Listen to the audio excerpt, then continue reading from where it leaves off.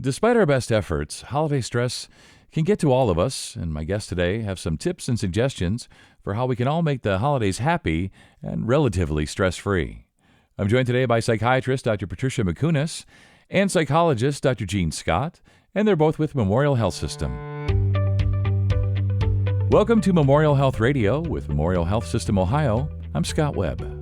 So I want to thank you both for joining me today. We're going to talk about holiday stress. And I was mentioning to Dr. Mickunas that I was already at the store today and thinking about Christmas ideas and whether it's too early to start buying things. And I just took a deep breath and said, you know what, I'm not ready for this yet. And maybe some folks in the audience are experiencing that as well. So Dr. Mickunas, I'll start with you. Let's talk about holiday stress and why the holidays are, for some anyway, more stressful than other times of the year. There can be a lot of reasons for that. And one of the things you mentioned, and Dr. Scott and I were discussing earlier today, one of the primary places where anxiety creeps in is when we are all comparing our reality to expectations of reality.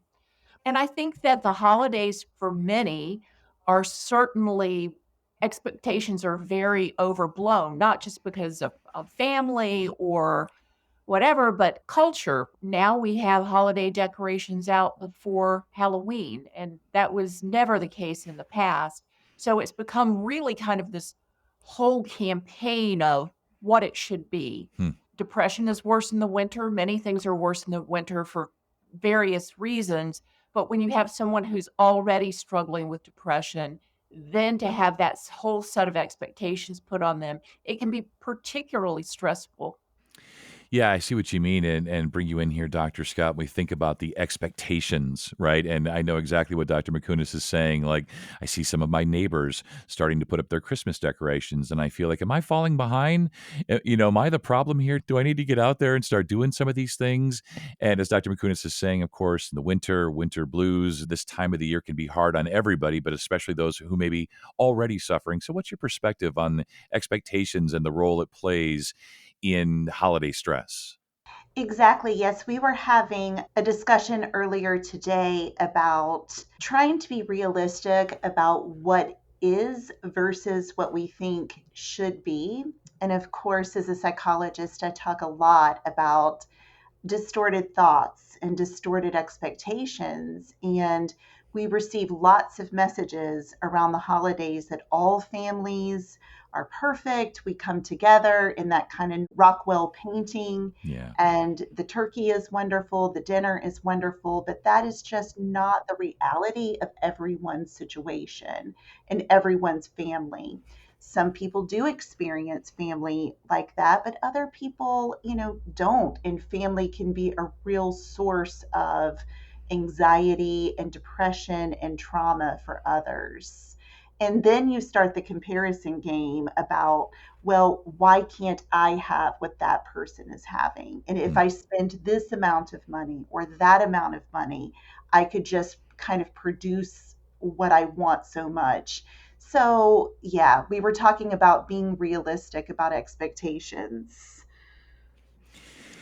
Yeah, I see what you mean. And, I wonder, there's probably a lot of factors, media, social media. It's interesting you mentioned family and how that can be such like a stress point or a tipping point for folks. And isn't it ironic?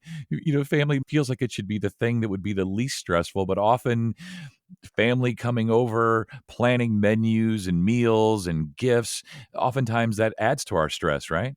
Absolutely. And even the expectation that that is what families should be doing. Some people may even have anticipatory anxiety thinking about how their family doesn't live up to that standard.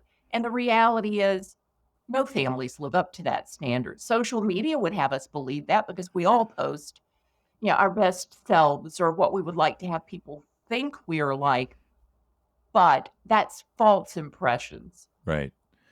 Yeah, most of us are not posting our worst pictures, right? We're posting those holiday photos after people have gotten to the bathroom and combed their hair and brushed their teeth and all of that, right? If they could really see us that morning as we're actually opening the presents, if those were the photos we posted, Dr. Mickunas, I'm wondering, so if we establish here that it is a stressful time for a variety of reasons, perhaps expectations and more, what suggestions do you have to help folks as they try to reduce the stress and just cope more effectively during the holidays? Well, we kind of touched very briefly on one aspect. Try to stay away from social media Hmm. as much as possible. That's very hard to do, especially for people who are much younger than me. And then there are these recommendations on eating healthy meals. Everyone knows that, staying away from alcohol, but giving yourself the grace to say no is a huge thing. It's a hard thing to do. You don't even have to offer excuses about why you don't want to go to a party on Christmas Eve and then have another party on Christmas Day with your family. You can just pick and choose. And if these are people who genuinely care about you, they will understand that. Stay home on Christmas Eve, watch a silly Christmas movie, laugh. Try to pick and choose, try to prioritize what's important. Set a budget for yourself so you don't overspend. It's very tempting to go into debt at Christmas and then not pay it off till the next Christmas. Yes, and I'm sure the banks love us for that, that we're willing to go into debt to show how much we love our family members. Thinking about that, Dr. Scott, how do we pick and choose? How do we prioritize? I know when our kids were younger, we just decided that it was just too stressful for us to pack up that whole operation and go on the road Christmas morning or Christmas Day. So we started hosting and entertaining ourselves, and we would have the family over for brunch, and they could bring the gifts for the kids, and it reduced our stress levels immensely. What other things do you recommend for folks as they try to pick and choose and lower their stress? Well, one thing I would recommend is really acknowledging your feelings and acknowledging and giving yourself permission. And like Dr. Mickunas said, the grace to recognize what is driving this behavior. Why are you feeling it necessary to pack up everything and go visit every family member from here to the other side of, the county or the state?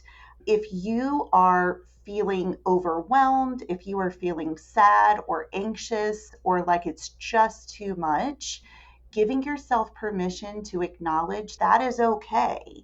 That is okay to say no. It's okay to recognize. And it's also okay to show family members that we can love someone and set boundaries all at the same time.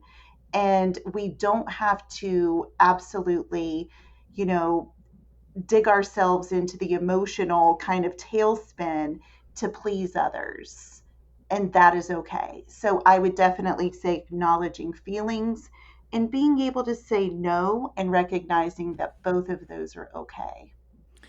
Yeah, I think that's so right. But, it's one of those things over the holidays, especially, it feels harder to say no, right? Other times of the year, I don't seem to struggle with no, I can't do that. I can't be there. I'm not doing that. But for some reason, over the holidays, I just feel like I have to say yes to everything. I'm sure a lot of folks feel the same way, right? I believe they do, and that certainly gets back to expectations others place on us, our belief of what the expectations they have of us, Right. and what we think society expects. As Dr. Scott was talking, I was thinking of an example of one family I knew, and they kind of came up with this idea that they just weren't going to participate. And so they set a budget. Each person got the same amount of money, but they didn't buy Christmas gifts. They all went together the day after Christmas, spent their money, got back, kind of shared what they'd bought, and had a lovely dinner out. And they were perfectly happy with that, and nobody fought. Right. I mean, that's genius. So there are many, many ways to celebrate and to celebrate our family's uniqueness Yeah. without getting into those kinds of situations and conflicts where we're trying to read one another's minds. I can't speak for other folks, but I'm sure that a lot of families, or in a lot of families, Dr. Mickunas, there's divorce and separations and some splintering of families, and they end up sort of splitting up. We'll celebrate with this part of the family here, and we'll celebrate the other part of the family on that date. Do you have any thoughts about that? When we think about families or friends and can't really all get together at the same time, at the same place for a variety of reasons, divorce and otherwise. What are your thoughts about that? About all of us just kind of managing that and trying to get that right and not hurt people's feelings and so on? Well, you might hurt someone's feelings, Yeah. or you might be assuming you're going to hurt someone's feelings when you really aren't. But honoring your own sense of what you can and cannot do, maybe creating some new family traditions is something that can happen.